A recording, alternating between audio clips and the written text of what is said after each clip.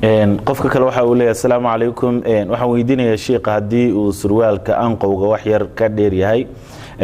muxuu ahaa waana ciribka muxuu ahaa cabirka jeemiska ugu yar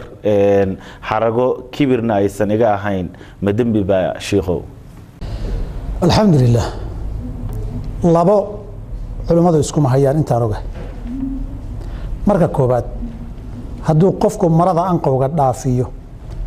kibir iyo xaragana uu uga jeedo sharafta iyo quruxda saa uu arko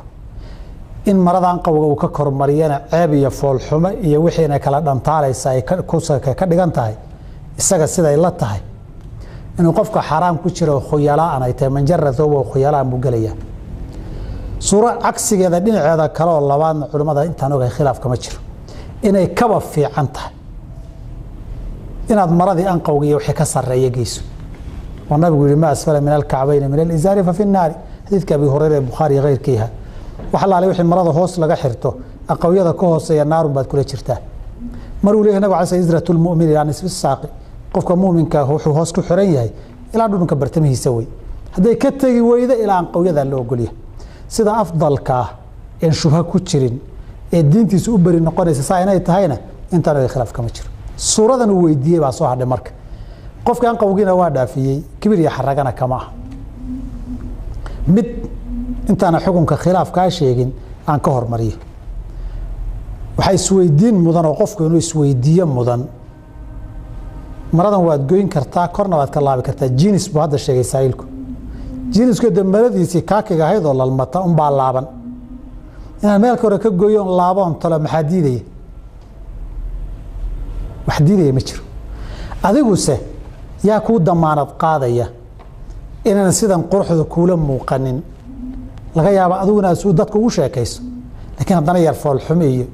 suudkii iyo dharkii isku toosnaayo halkaa kor loo gooyay nin hoos ka yar xaydxaydan oo qabo waxaa laga yaaba waxyaaba badan cultureka maaha iyo formalityga fiican maaha iyo waxyaaba badan nafteeda ku tiraada laga yaabaa waxaad isweydiisaa haddayba sidan kor in loo laaba fiican tahay inaad goysood kor ka tasho maxaa kuu diiday haddaad yar dhibsato astaan waxay u tahay inay khuyalaa iyo wax jiraan iyo xaraga inay jiraan bay astaan u noqonaysaa calaa kulli xaal meeshani waa meel khatarahe adiga inayna xaraga kugu jirin ama ayna kuu dhuumanaynin yaa kuu damaanad qaadi talow haddii nabigu abubakar ku yidhi innaka lasta minman yafcaluhu khuyalaan dadka xaragada u sameeyey matid abubakar sidiiq haddii lagu yidhi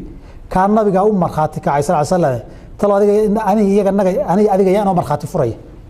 waxaan rabaa inaa idhahda kolloba meesha meel khatara waay laakiin hadday dhacdo xaragii kibirna kama aha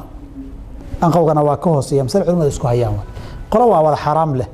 iyo qolo baabul karaahiya weeye leh tan baabul karaahiya leh baa aniga sawaabka ila dhow baabkana weeye mutlaq iyo muqayadka la yidhaahdo axaadiida isku duuduubtay midda kala qaybisay baa lagula qabanayaa xukunka billahi tawfiiq waa tahay